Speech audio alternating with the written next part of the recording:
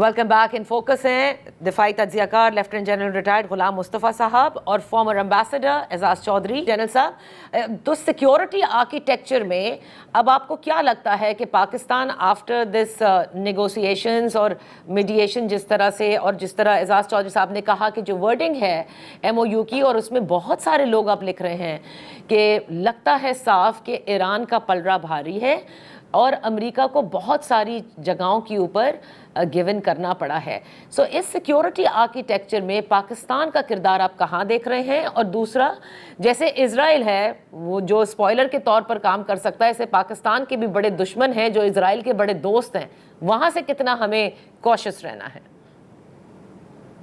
एक तो चौधरी साहब की बात से मैं एग्री करता हूँ। पाकिस्तान अगर इस बीच में ना पड़ता तो पता नहीं हालात कहाँ पे कहाँ पहुंचे हुए थे। पाकिस्तान मेरा ख्याल अपनी जान पे खेलकर अपने पूरा जोर लगा के पाकिस्तान ने मामलात को यहाँ तक पहुंचाया है कि सीज फायर हुआ है और होल्ड कर रहा है इस वक्त तक। छोटे मोटे वाकयात दायमे हुए हैं लेकिन होल्ड कर रहा है, और ये कि बातचीत हुई है।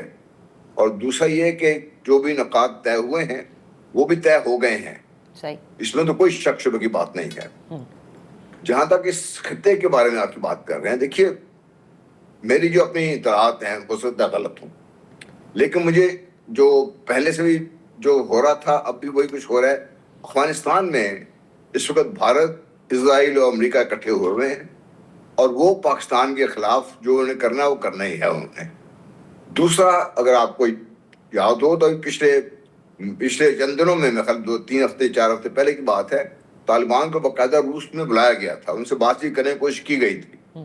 उसके बाद जब ने देखा कि बात नहीं बन रहे तो फिर ताजिकिस्तान को बाकायदा इमदाद दी जा रही है, फौजी इमदाद, ताकि वो अपना दिफा कर सके इन अफगान तालिबान की तरफ से या दाइश का जो बढ़ता हुआ चेहरा है। जो भी एक इतलात ये भी है बाकायदा उनको मिलिटराइज बाकायदा ऑर्गेनाइज करके एक फौज की तरफ पे ऑर्गेनाइज करके वो रखा जा रहा है उसको। अच्छा, तो क्यों कर रहे हैं इसके लिए? तो ये एक मसला पाकिस्तान के लिए रहेगा और ये मसला ईरान के लिए भी रहेगा। इसमें भी हमें कोई शक नहीं होना चाहिए कि अफगानिस्तान की सरजमीन पाकिस्तान के खिलाफ तो इस्तेमाल हो रही है, ईरान के खिलाफ भी इस्तेमाल हो सकती है। ये तो ये मसाइल तो हैं डेफिनेट अपनी जगह पर। और लबनान का जहां तक ताल्लुक है, देखिए लबनान के अपने अंदरूनी मसाइल भी हैं। सही। और लबनान में जो उसने ईरान ने कहा एक्सेस ऑफ रेजिस्टेंस है ये, जिसमें हिजबुल्लाह शामिल है, जिसमें हुती शामिल है। ये ईरान का एक किस्म का जो फॉरवर्ड लीनिंग डिफेंस है ये वो है। ईरान इससे दस्तबरदार तो नहीं होने को तैयार ही नहीं है। इजराइल का ख्याल ये है कि जब तक इसको तबाह ना करेंगे तो उनका सर्वाइवल यहाँ में मुश्किल हो जाएगा, क्योंकि उनका अपना जो सिक्योरिटी पैरामीटर है, इजराइल ने अपना जो तरतीब दिया हुआ है वो बाकायदा बढ़ते ही चले जा रहा है उसमें, आप जब से इजराइल बन के आया है। सही सही। एक बहुत जो बड़ी अहम डेवलपमेंट इस खित्ते में हो रही है, और ये मैं समझता हूँ कि इस खित्ते के ममालिक जो खुद ममालिक हैं, चाहे सऊदी अरेबिया है, कुवैत है, कतर है, ईरान है, पाकिस्तान है, तुर्की है, इवन इजिप्ट है, ये लोग अब ये बात समझ चुके हैं। मेरा ख्याल है UAE को भी ये बात समझ आने शुरू हो गई है कि अभी हमें अपना आपस में मिलकर एक दूसरे का ख्याल रख सकते हैं, वरना जहां तक अमेरिका का ताल्लुक है या और दूसरी ताकतों का ताल्लुक है, डेफिनेटली अपने मफादात के लिए काम करते हैं। ओके, वो करते रहेंगे। सही सही। तो इसका मतलब कि एक सिक्योरिटी एपरेटस आप देख रहे हैं डेवलप होता हुआ, जैसे एजाज चौधरी साहब भी कह रहे थे कि गल्फ ममालिक ने भी रियलाइज़ कर लिया है और एक तरह से नॉन एग्रेशन पैक्ट जो होता है ममालिक के दरमियान उस पर काम होगा। एजाज चौधरी साहब, ईरान में जो एक पॉलिटिकल ट्रांजिशन है वो भी, वहाँ पर भी कुछ हार्डलाइनर्स मौजूद हैं जिसका कि जिक्र अमेरिका बारहा करता आया है, specially at a time of a political transition. आपको क्या लगता है डोमेस्टिकली ऐसे में ईरान के अंदर अग्रीमेंट पर अमल दरामद कराना मुश्किल होगा?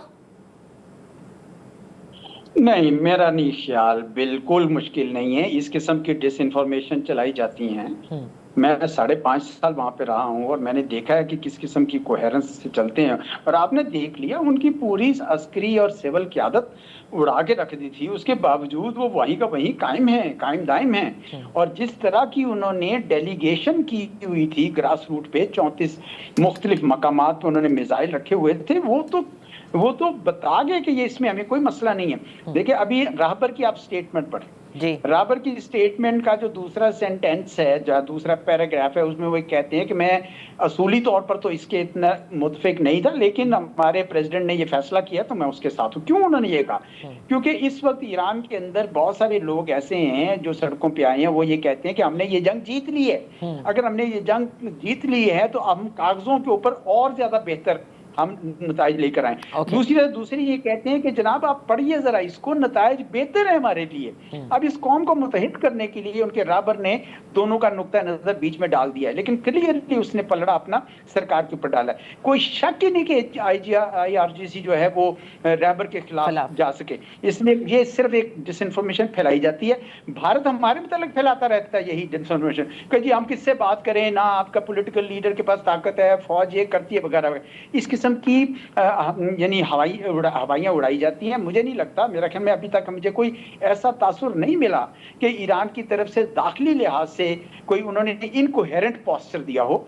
बिल्कुल यकीनन मुख्तलिफ नुक्ता है नजर होंगे, लेकिन जहां रहबर पे आ जाती है बात, वो सारे के सारे मुत्तहिद हो जाते हैं। और एजाज चौधरी साहब, ये जो तकनीकी मज़ाकरात जिसका आगाज़ होना है, आप समझते हैं कि इस्लामाबाद में भी हो सकते हैं और पाकिस्तान का रोल मीडिएशन का ख़त्म हुआ, या we will be actively involved जब दो फरीक मज़ाकरात कर रहे होंगे? देखिए आप इन 14 नुकात को पढ़ें, आपने यकीनन बहुत गौर से पढ़े होंगे, मैंने भी बड़ी बारीक बीनी से देखे हैं। मुझे तो इसके अंदर जो फाइनल एग्रीमेंट के तमाम जो बीज है वो नजर आ रहे हैं। सही, तकरीबन हर चीज तय हो गई हुई है। अब इसको सिर्फ डायलेट करना है, उसमें यकीनन पाकिस्तान भी बैठेगा। मुझे नहीं पता कि अब ये लेबनान का मसला हल हो जाए तो फिर ये शायद स्विट्जरलैंड में मिले या ऑनलाइन मिले या पाकिस्तान में मिले, जहां पे भी मिले, ये अब अमल रुक नहीं सकता। मार्क माई वर्ड्स, ये आपने मंतकी अंजाम तक पहुंचेगा ही पहुंचेगा। डोनाल्ड ट्रंप साहब को ये एग्रीमेंट चाहिए, और ईरान को भी चाहिए, इसको इसराइल रोक नहीं सकेगा। सही है। जनरल साहब, आखिरी अल्फाज में आपसे जानना चाहूंगी कि ईरान ने क्या पाया है इस डील से और अमेरिका ने क्या खोया है? देखिए, अमेरिका ने तो अपनी जो एक आग था, दुनिया एक उसमें डरती थी, एक सुपर पावर डेफिनेटली है, अब भी है, वो लार्जेस्ट मिलिट्री, स्ट्रॉन्गेस्ट मिलिट्री वगैरह वगैरह सब कुछ है उसका। लेकिन इन द लैंग्वेज जो बिल क्लिंटन ने इस्तेमाल की है कि ओवर रीच्ड, अंडर परफॉर्म। अब जो उनका एक भरम था अमेरिका का, वो खत्म हो चुका है। और इसी तरह बिल क्लिंटन ने वो बात की, मैं पहले दिन से बात कर रहा हूँ कि इस जंग में नतीजा जो भी निकले, अल्टीमेटली अमेरिका का सवाल जो है वो तेज होता जाएगा एज ए सुपर पावर और as a power to reckon with. उसके वेस्टर्न एलाइज ऑलरेडी उससे मुख्तलिफ सोच रहे हैं। इजराइल पूरी तरीके से बात माने या ना माने, वो हर बात, मेरा नुक्ता नजर मुख्तलिफ है, वो रहेगा। लेकिन इसमें जो सबसे ज्यादा चीज इंपॉर्टेंट ये हुई है कि चीन ने बगैर एक गोली फायर किए अपने आप को फिर मनवा लिया है। अब जब ताइवान के ऊपर बात करने जाएंगे अमेरिका, तो उस वक्त भी एक कमजोर पोजीशन में अमेरिका होगा। इसलिए मेरा ख्याल है कि जो ग्लोबल साउथ है, जैसे मैं पहले कह रहा था, that is now emerging as the new power, so called broker, whatever you can call it. बहुत बहुत शुक्रिया जनरल साहब आपका भी, एजाज चौधरी साहब आपका भी, for being with us on the show. यहाँ हुआ है एक ब्रेक का।